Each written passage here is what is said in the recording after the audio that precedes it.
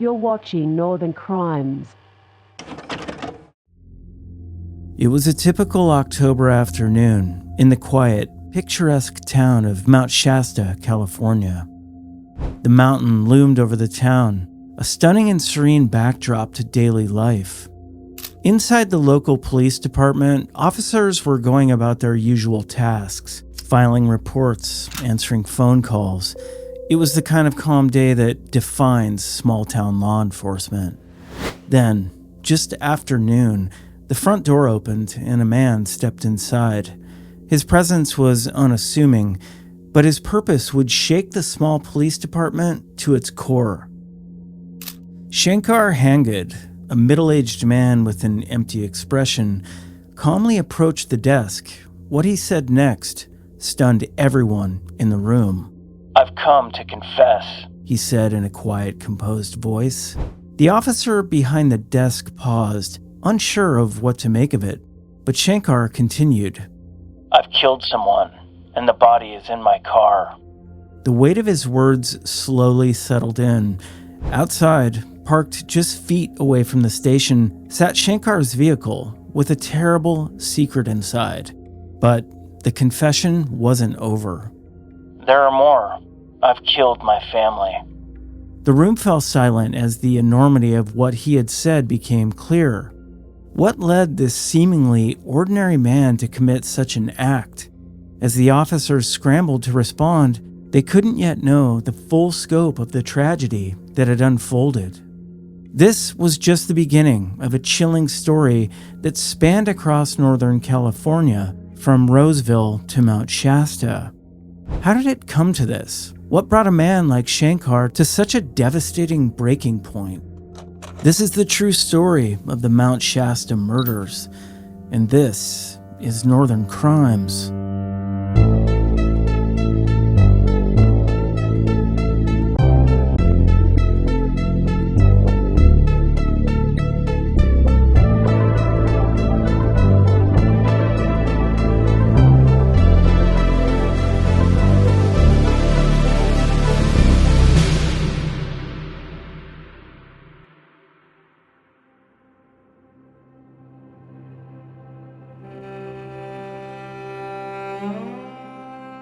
To understand how this tragedy unfolded, we have to go back to the beginning. Shankar Hangud wasn't always the figure that would haunt headlines. Originally from India, Shankar had moved to the United States in pursuit of a better life. He'd built a career in the IT field, working as a data specialist for several companies in California. He had a family, a wife, and 3 children. On the surface, it seemed like the American dream was well within his grasp. His wife, Jyotha Shankar, was known for her dedication to her family. She was a supportive partner and a loving mother. Together, they raised 3 children. Varun, their oldest son, 20 years old and full of promise. Gauri, their 16-year-old daughter, a creative and thoughtful young woman. And Niskal, their youngest at just 13 years old, full of energy and curiosity. The Hangud family lived a seemingly ordinary life in the suburban town of Roseville, California. Neighbors described them as quiet but friendly, a family that kept mostly to themselves, but under the surface, things were not as they seemed.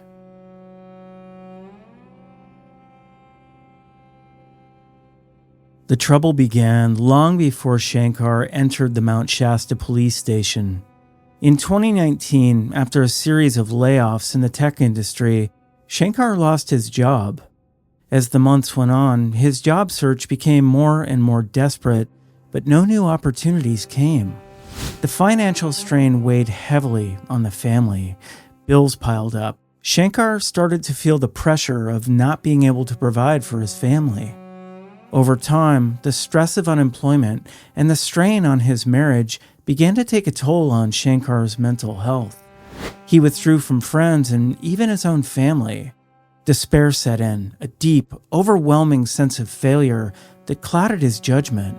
For years, he'd prided himself on being a provider, but now that identity was slipping away. Then, in early October 2019, something inside Shankar changed. On October 7th, 2019, the first killing took place. Inside their Roseville apartment, Shankar's despair turned into something far darker. He murdered his wife Jyoti, strangling the life out of the woman he'd once promised to protect. Then, in a chilling display of detachment, he turned to his children. Over the next few days, Gauri and Niskal would meet the same fate as their mother. But the nightmare, it didn't end there.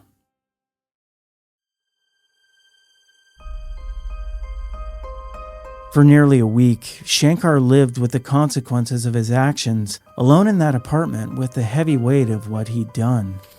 During this time, he drove his oldest son, Varan, on a journey through Northern California. It's believed that Varan was unaware of the fate that had befallen the rest of his family. Then, on October 13th, Shankar took Varan's life as well. He then placed his son's body in the car and began driving north. Hours later, he would arrive in Mount Shasta, a small town nestled at the base of the famous mountain, hundreds of miles from his home. It was here, in this small, quiet town, that he decided to confess. Sorry, we're having to make some arrangements in there. Okay, let's just start from the beginning. Okay, so who are you? My name is Shankar Hangud, S-H. Do you have any ID on you? It's in the car. What's in the car? Okay, how do you spell your name? S-H-A-N-K-A-R.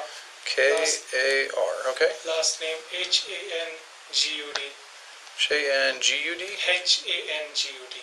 H as in. H-A-N-G-U-D. Correct. What's your middle name? Do you have a middle name or just Middle name is S-H-A-N-K-A-R H-A-N-G-U-D? Middle name is N-A-G-A-P-P-A. N-A-G-A P-P-A. P-P-E. P-P-A. A. A is in Adam? A as in apple, yes. Apple? Okay. What's your date of birth, sir? 08-14-1966. Okay. So you're in here today. There we go. Okay, so you said that you... I am surrendering for the murder of my wife and 3 children. Okay. Did this happen in Roseville, sir? Yes. Roseville, California. All right. And when did this happen? 7th, 8th, and 9th 7th, 8th, and 9th of this month? of this month. Okay, sir. Thank you. Okay, how did you kill I them? hanged them. You hanged them. Okay, how were you able to hang them? With fang, with a rope. And the 4th person, which is my 3rd child, Uh-huh. his body is in the car. I strangled him. Wait, you have a body in the car right now? Yes. Okay. Alright, no, hold on. We'll, The car is parked right next to the fire station. Okay. It is a red Mazda 6. Mazda 6. Is there any weapons that I should be concerned about? Do you have any weapons on you?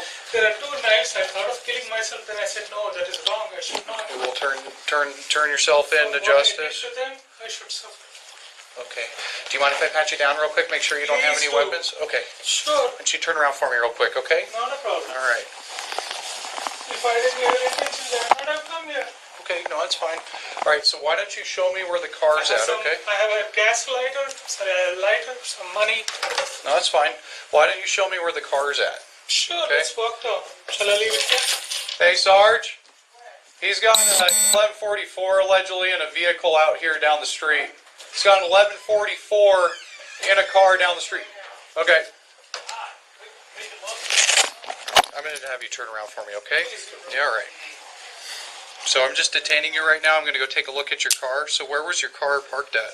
Just next to the gas station. Next- It's a red Mazda. You can't Red Mazda. Red Mazda? Next to the gas station. Sorry, not gas station. Fire station. Check that out. Okay. I got keys, Sarge. You need the keys, pop the trunk? He's giving us It's permission. not in the trunk, it's in the car. In the car. You're just sitting in And the car? Yeah. Male, boy, 20 years old. Okay. Why don't we walk in here, okay? Hey, Judd, can you grab his change there for me? Thank you. All right. I'm going to see here. Actually, we'll walk you over this way, okay? Alright, we're gonna go take a right here, okay? Hey, Judge, no more questions on him. Can I get some water, please? Oh yeah, we'll get you some water. Here, why don't you take a seat here, okay? Sure. Alright. Judge, you want me to just Mirandize? Nope. Nope. Nope. Alright, just take a seat for me, okay? Nope. You sit down. Okay. Lock this. Yep.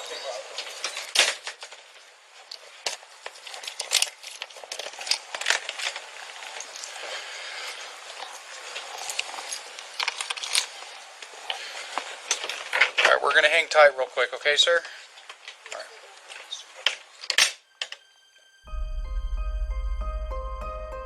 When police searched Shankar's car, they found Varen's body, just as he had said. Meanwhile, officers in Roseville conducted a welfare check at the family's apartment. There, they discovered the lifeless bodies of Jyothi, Gari, and Niskal. Shankar's confession, combined with the evidence from the crime scenes, left no doubt about his guilt, but the question remained, why? What drove this once hard-working, devoted family man to commit such a terrifying act?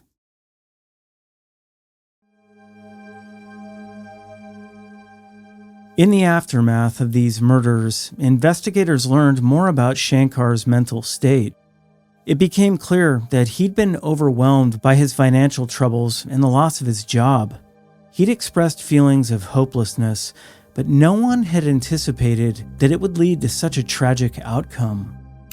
Shankar would later tell authorities that he couldn't bear the thought of his family suffering due to his failure to provide for them.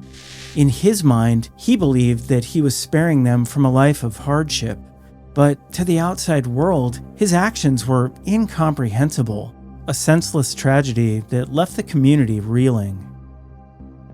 In September 2021, Shankar entered a guilty plea to all charges, avoiding a lengthy trial. The judge sentenced him to life in prison without the possibility of parole. There would be no more freedom for Shankar, but his punishment could never bring back the lives that were lost. The Roseville community was also left in shock, struggling to come to terms with what had happened.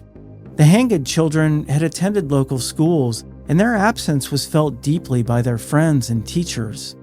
Vigils were held in their memory, a somber reminder of the vulnerability of life and the darkness that can sometimes lurk just beneath the surface. The case of Shankar Hangud raises haunting questions about the pressures that can push someone over the edge. How does a man go from being a devoted father to someone capable of such unimaginable acts? Was it truly the weight of financial stress that led to this tragedy? Or was there something more sinister, something that we will never fully understand? As Shankar spends the rest of his life behind bars, we're left to wonder about the moments that led up to those fateful days. Could this have been prevented? Were there signs that went unnoticed? Cries for help that were never answered? In the end, the Mount Shasta murders serve as a chilling reminder that behind every closed door, there's stories we may never fully grasp. And as we leave this story behind, one can't help but wonder, how many more tragedies are waiting to unfold, hidden in the lives of those we think we know?